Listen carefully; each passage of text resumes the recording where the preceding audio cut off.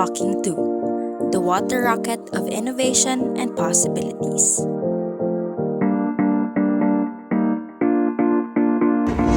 Want to see it launch into the sky? Today, we're taking you to a whole new level of rocket science that reaches the stars. Ready, Rocketeers?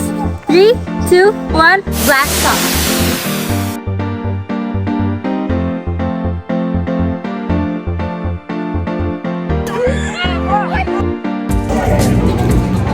To begin, let me show you how we build the rocket. Don't worry, it's easy peasy lemon squeezy.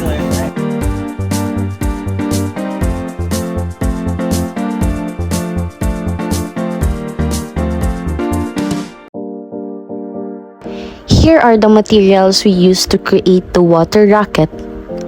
2 1.5 plastic bottles, 1 bar of modeling clay, papers, 2 plastic folders, duct tape, cutter, glue gun, scissors, black spray paint, and a marker. We began the rocket building process by starting with the rocket's body. First, we carefully cut the top portion of one plastic bottle to craft the rocket's nose cone that would give our rocket its aerodynamic edge. Meanwhile, the other plastic bottle was set aside as it will serve as the main body of the rocket. To ensure stability and add weight to the rocket, we removed the bottle cap of the nose cone, replacing it with a crumpled paper that formed into a ball. This paper ball was just the right size to fill the opening, offering a balanced weight distribution. A thin layer of modeling clay was applied by molding it into the shape of the top portion of the nose cone. This was further secured by covering the entire nose cone with duct tape. Then, we attached the nose cone to the body of the rocket using duct tape. We also created a cone using a plastic folder by cutting a semicircle that fits in the nose of the same bottle, also securing it with duct tape. Next is to create the fins to attach to the sides of the rocket. These will ensure that the rocket will have less drag and air resistance to fly at a smoother pace. We crafted 4 trapezoidal fins using a plastic folder, each designed to optimize the rocket's flight dynamics. With the fins securely attached, our rocket was ready to perform well and look good too. To achieve this, we created additional designs to the model. Our rocket's body was coated with black spray paint, giving it a striking appearance and also aiding in absorbing sunlight, thus boosting internal pressure. To give our rocket some character, we added white graffiti designs that catches the eye. It's a cool water rocket, right? But wait, how do you blast it off to the sky? Okay, first you'll need the base and the launcher. And here's how we did it. So you see here's the launcher. And we're going to put it here and voila!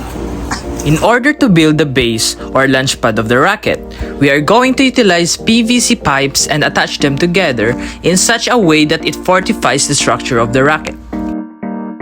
In this part, we need to be careful in sealing the pipe so that no unnecessary air flows out during the pumping process, so that all of the air will go directly into the rocket to increase the pressure.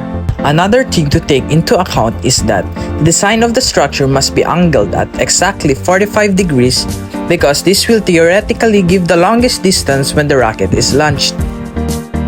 Once we have ensured that the base is now finalized, we need to secure the rocket into its rightful place and position the base in a proper spot where the rocket will not hit any obscuring obstacles. When this is done, the rocket must then be filled with the right amount of water to estimate the amount of pressure that will be gradually added by the air pump. Then, we will just simply insert the rocket on its pipe and use the cork as a pressure spot where the pump line will be attached to. Now that we've built both the water rocket and the launcher, now it's time for the most awaited part. What time is it? It's blast off time!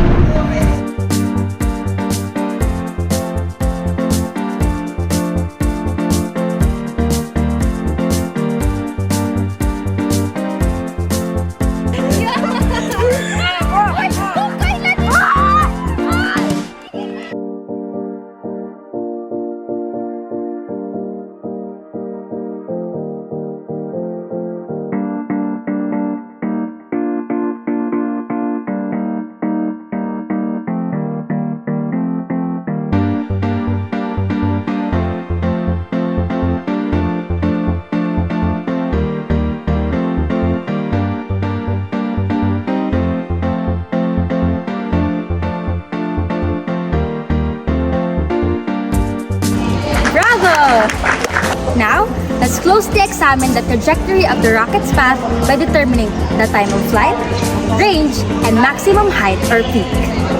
First, here are the actual measured values of the rocket's path. To get the initial velocity, we divided the range that the rocket covered with the time of flight. This gives us an initial velocity of 13 meters per second. From there, we compute the time needed for the rocket to reach its maximum height. Given that the velocity at peak is 0 meters per second, the initial velocity is 13 meters per second, and the angle of the rocket is at 45 degrees, then the T-peak is 0.94 seconds. Now that we know how long it is to reach the peak of the rocket's trajectory, let's see its maximum height in meters. With the same given values, its maximum height is 4.31 meters. Lastly, the range covered by the water rocket is 17.28 meters. Let's also review the motion graph of the rocket journey. We start with creating a distance time graph to show how fast the rocket was when it was airborne. Here, we can see that during the first few seconds of the launch, the rocket immediately picked up speed due to the pressure inside it. In this region, we can interpret that the rocket was fastest speed during this moment and then change its velocity afterwards. Also, it is important to observe the velocity time graph of the rocket's trajectory, showing the changes in its acceleration and how its distance and displacement based on the area coverage under the curve. So now, before we end this video, we'll explore the laws of motion involved in a rocket's projectile.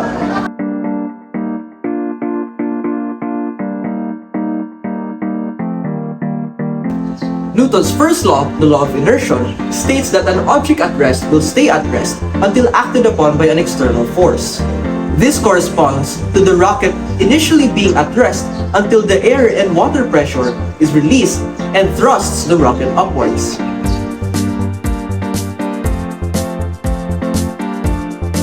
Next, Newton's second law, the law of acceleration, states that the force on an object is equal to its mass multiplied by its acceleration.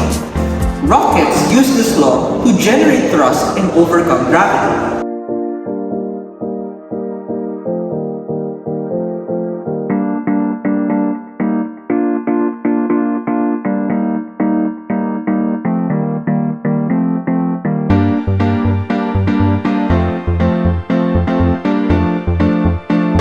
Lastly, for Newton's third law, the law of action-reaction states that for every action, there is an equal and opposite reaction. Similarly, rockets propel forward by expelling gases backward. Now that we tackled the basic principles of how water rockets work, why don't you try to make one? Feel free to get creative with your designs and try different variations. Who knows, you might just discover a new technique or achieve even greater heights.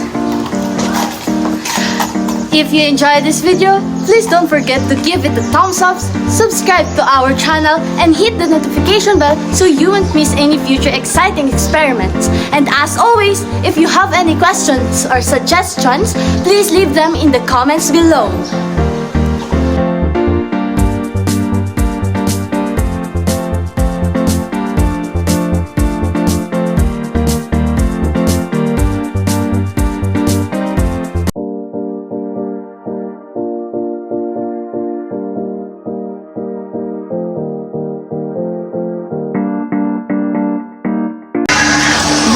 Wait! May nakalimutan ako. Thank you for watching and happy rocket launching!